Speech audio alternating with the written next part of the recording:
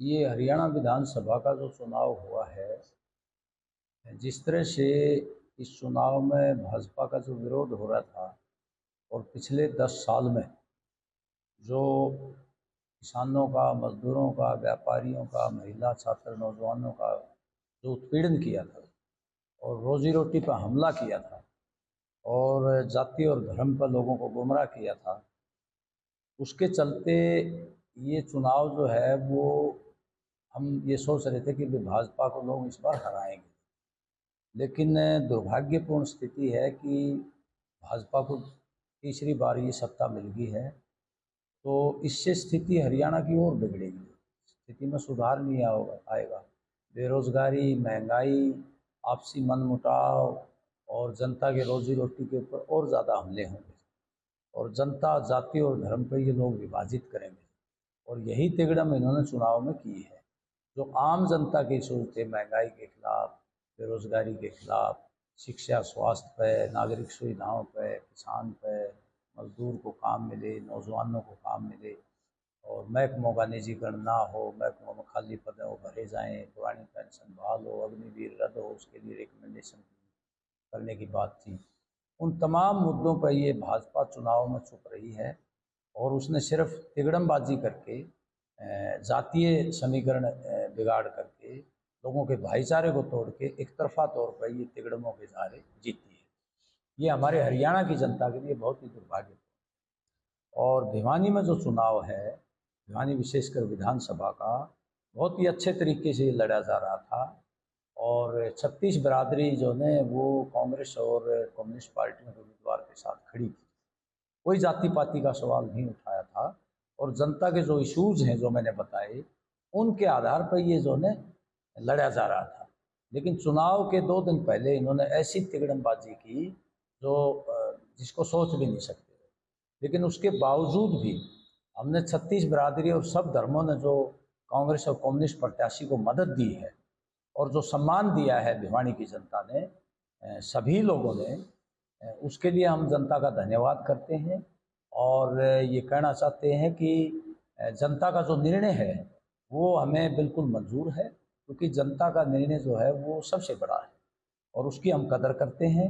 और जो हमारे को समर्थन दिया है एक अच्छे वोटों से, उसके लिए हम धन्यवाद भी करते हैं जनता का और ये आश्वासन भी देते हैं कि हम कांग्रेस के साथी, कम्युनिस्ट पार्टी के मिलजुल करके जो जनता की समस्याएं हैं, विपक्ष के तौर पर एक रचनात्मक भूमिका निभाते हुए हम उनके बीच में रहेंगे, उनकी समस्याओं का हल निकलवाएंगे। के बीच में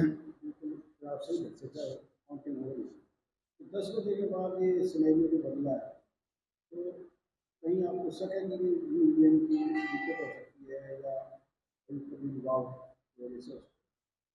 देखो, थोड़ी बहुत अंतर तो आया है ईवीएम में, कहीं मतलब 50 वोट का, 100 वोट का, वो तो चलो टेक्निकल कुछ मिस्टेक रही होगी। ज़्यादातर तो जो ये जो भूमिका निभाई है वो 2 दिन पहले ही रच दी थी और इस चुनाव को बिल्कुल जातीय रंग दे दिया था और हमें आभास भी हो गया था।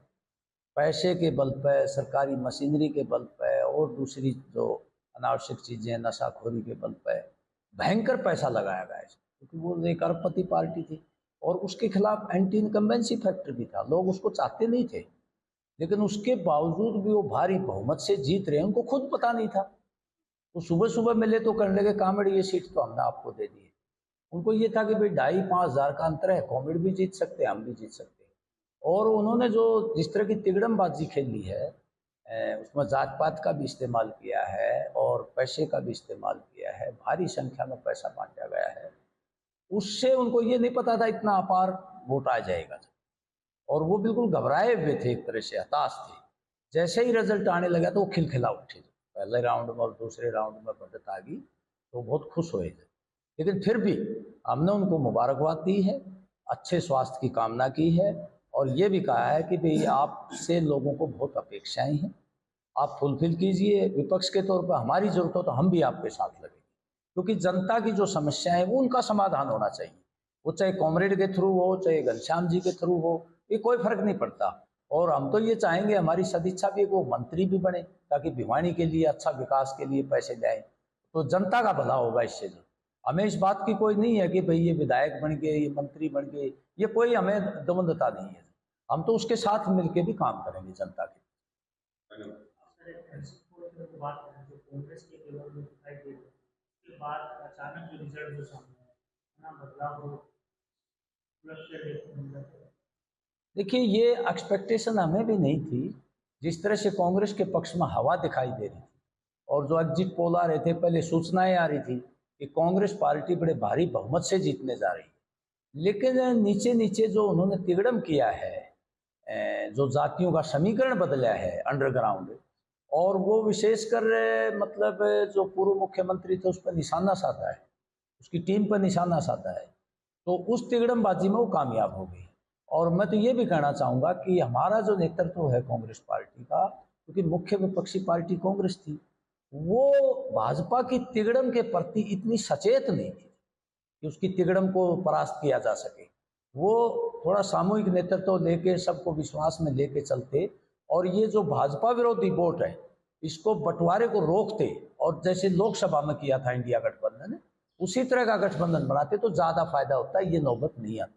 लेकिन वो दुर्भाग्यपूर्ण है, अब वो समझौता टूट गया उसके साथ, आप पार्टी के साथ। हमें भी दुख हुआ इस बात के लिए कि सीटों को लेकर के समझौता टूट गया, तो कहीं न कहीं ये विभाजन हो गया थोड़ा वोट में, और उनको मौका मिल गया ये तिगड़म खेलने का। तो इसके प्रति थोड़ा सा नेतृत्व और सचेत होता तो ज़्यादा बेहतर होता, ये परिणाम नहीं आता। संधू बॉर्डर और खनौरी बॉर्डर पिछले 8 महीने से बंद है, क्या वो है खुलने की उम्मीद या अभी?